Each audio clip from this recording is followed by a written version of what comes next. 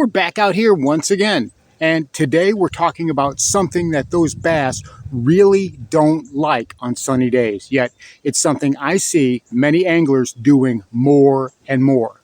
We're going to talk about what you should be doing instead. Stick around.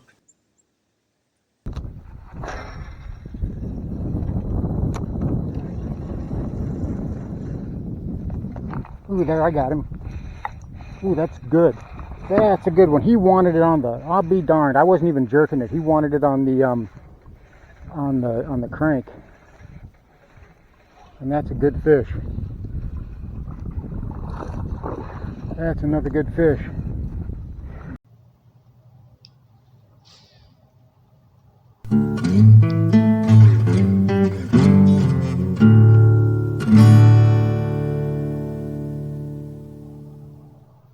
And here is this video's featured comment. Congratulations! If you would like to have a chance to have your comment featured in an upcoming video, all you've got to do is leave a comment. And now, on with the video. Welcome back to Lowbrow Fishing. And you know, fishing in the month of August or in the middle of summer is hard enough. Whether that water's warm, whether that water's hot, whether we have a whole bunch of boating traffic, fishing pressure, whatever, you know, fishing in August can just be a grind. And whenever you add bright sunny days to that, you know, bluebird skies, that can make it the toughest conditions to fish under all year long. Not only are you out in the sun baking, but the fish, well, they don't want to cooperate either, and they're not biting. But there's something that I notice anglers do under those particular conditions. And in the summertime, we've got a lot of sunny days. I don't know about you, but we haven't had rain here probably in a month and a half, you know, so we've got a lot of sunny skies. And it doesn't matter if you're in Florida, and it doesn't matter if you're in Minnesota, it doesn't matter if you're in New York, and it doesn't matter if you're in South Mississippi. These apply to all fisheries, whether you're fishing for smallmouth, whether you're fishing for largemouth or spots, it does not matter. And that is whenever the sky is cloudless and that sun is beating down, I see a lot of guys going to something like this. They go to something with a lot of flash, you know, especially if it's windy. If it's windy, they'll tell you, oh yeah, you know, you need to pull out a spinnerbait, something with some flash. You need to pull out something that's got some chrome to it, something that's got some flash to it. And a lot of times, well, that's not going to be the best approach. See, a lot of times we get out there and we just want to bombard the senses of the fish, right? We want rattles, we want flash, we want shine. You know, you want to go out there with a chatterbait and you want to make sure it's got the brightest, most amount of flash, and you want to make sure it's vibrating just as hard as it possibly can. You know, you want to attract that fish's attention. You want to basically take a 1 million candle power spotlight and shine it on your lure and shine it right into that bass's face. But I'm telling you, again, by this time of the year, those bass have seen it all, and they're beaten up and they're tired.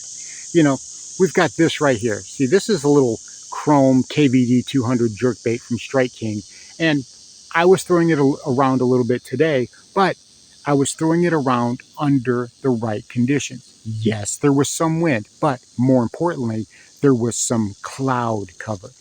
As we've talked about before, you've got to put all the pieces of the puzzle together. You can't just rely on one or two things. Is it windy out? Do we have some slight waves on the water? Do we have some current flowing on? Yes, but what else is it doing? Is it cloudy? Is it sunny? What's the water clarity? You know, what's the condition of the fish? What type of mood are they in? Is there a lot of fishing pressure? You have so many different factors that you have to take into consideration that you can't just rely on one thing. But yet, time and again, I see guys going out on the water and they get very aggressive with their bait choices. You know, they're out there with great big spinnerbait blades, you know, not just willow leaves, but they've got Indiana and Colorado blades that really super thump. And they're just bombarding the senses of these fish. And they're already having to deal with trolling motor sounds and boat motor sounds and fishing pressure anyway. And those fish, they just shut right off. But whenever that doesn't work, I see a lot of anglers, they double down on it. They go for broke, and they go even more loud, right? They get the big blade chatterbait out, right? That'll get them. You know, if the little blade didn't work, if the little blade scared them off, the big blade is sure to get them, right? Or we go to something that's got more knocks, more rattles, even more shine. You know, shoot, if we had something that we could have had some lights flashing on it and beeping on it, I'm sure that we'd probably try to find a way to throw that. But what I'm telling you is you need to dial it back. You need to use some subtlety. You need to use some trepidation when you go out on the water. You know, these fish are beat up and they're hammered. And I'm going to give you some examples, some on the water examples of just exactly what I'm talking about. You know, the last couple of times when I went out to the water, even when I was using the hybrid hunter from the last video, and if you didn't see that video, I'm going to put a link in the description. Great video. But I chose the color that I chose for that hybrid hunter for a specific reason, because it was pale and it was flat. It was a matte color. Didn't have a lot of shine to it, didn't have a lot of sheen to it, but at the same time, it still had a good profile in the water. So that's why I chose that particular color. I didn't choose something that was chrome. I didn't choose something that had a lot of rattles and a lot of shine. And the reason being is because it was a bright, sunny day. And those fish had just spent all weekend getting pounded on. This past weekend at the Big Lake, I'm telling you, I don't know if there was a holiday or if something was going on, but there was a lot of people that were definitely out there. And those fish spent the entire weekend getting pounded. And come Tuesday, when I was out there, they needed to break. Sunny sky. So instead of using something like a chrome bait or even a loud bait, I switched to something like, well, I used this Berkeley Stunna. Right here, you can see it's got a nice matte finish. There's nothing loud or obtrusive about it. I'm not trying to do any extra drawing power. I'm not trying to do any extra, excitement of the fish. They're already beaten up and tired enough. I just wanted to, let the fish know, hey, my bait is there. They know your bait is there. Trust me, it doesn't matter. They can see your bait. And if we overdo it, we're not getting the reaction strike that we think we're going to get. We're actually scaring those bass away. All right. We're working this Berkeley Stunna here. It's a Stunna 112. And it's kind of a more pasty, subdued colored, because I honestly don't think those fish want flash today. I think they actually want something that's a little bit more dull.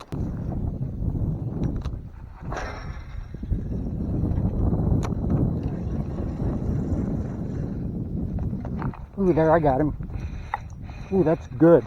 That's a good one. He wanted it on the, I'll be darned, I wasn't even jerking it. He wanted it on the crank. And that's a good fish. That's another good fish. That kind of proves what we were talking about, that those fish wanted something a little bit more subdued.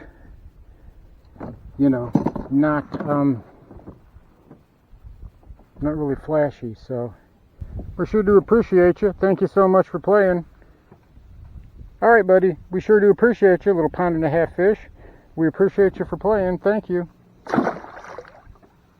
That's why today, whenever I went out to the water, I noticed I had pretty much the same conditions. We had a little bit of wind, not as much as we've had been, but it was just a sunny sky. For the most part, we had no clouds in the sky. So the first thing that I tied on was something that I hadn't thrown in a while, and that's a Texas rigged worm. But if you notice, it's brown. There's nothing crazy about it. It's not chartreuse, it's not June bug, it's not even green pumpkin. It's brown. It's a color that I thought would be most receptive to those fish, that they would be most curious about, because right now the bass aren't as curious as they normally are. They're actually a little bit more wary. So you have to take that into consideration. But whenever I was out on the water, and this was the first thing I was throwing around, I was actually shocked that I was getting some good bites. I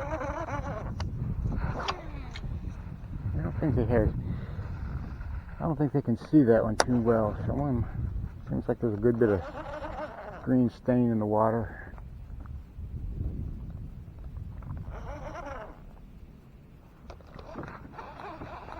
I got him. Oh, that feels pretty good actually. Is that just a gunk or is that a fish? It's not moving. It's not fighting me. Is that a gunk? Oh, it's a fish. It's a nice fish.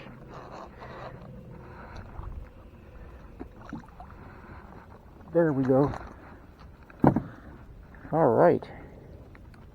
Well, that's one on that muted color. Got him right in the top of the mouth, just like you like. He's right at 1.5 pounds. Beautiful. Beautiful, beautiful, beautiful. Thank you, little buddy. We sure do appreciate it. We appreciate it. Thank you. Okay, so they were biting the Texas red worm. Big whoop, right? You know, Texas red worms aren't loud to begin with. It's not what they do. But I also had this tied on. This is a 6th Sense Crush square bill. And this is the bigger size. You know, this is actually the little bit bigger version, and they dive a little bit deeper. I can get this one down to about 6-7 feet, which is perfect for what I wanted to do. But you can see the colors on it. These colors are subdued. It's got some black. It's got a little bit of this dirty yellow, I suppose, very much like a gizzard shad or a threadfin shad, which is what we have here in the Big Lake.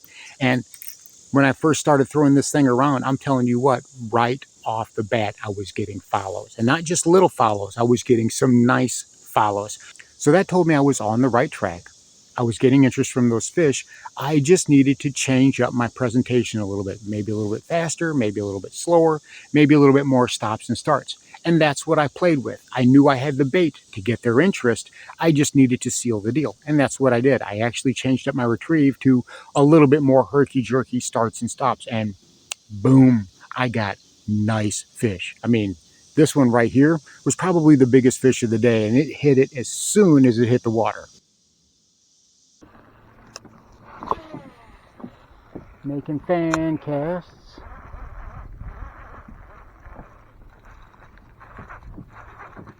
Is that a fish or is that a fish or is that gunk? That's a fish. It's a nice one too. Oh goodness gracious, that's a good fish. And he's a long way out.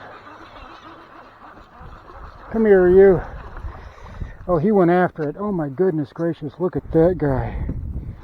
Oh, that's easily the nicest fish of the day, and he T-boned it.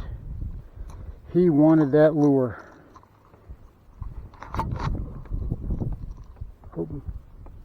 He T-boned it, so that tells me they're over there. It's a gorgeous bass right there. Do the little thing. That is a gorgeous bass right there. Thank you so much, buddy. We sure do appreciate it. There it goes. All right, let's get another one. So the key is don't keep going louder and louder and louder. The only thing that you're doing is you are scaring those bass away. They're already very gun shy, they're already very wary, and they've been beaten up all summer. They're not nearly as curious as they normally are. So instead of going heavier and more loud and bigger and more brash, dial it back. Try some muted, flat colors. They don't necessarily have to be natural. There's a dark black square bill that I have that's got some blue stripes on it. I think it's also a 6th Sense. It's a smaller square bill, but that one also works well for me, but it's a very flat color.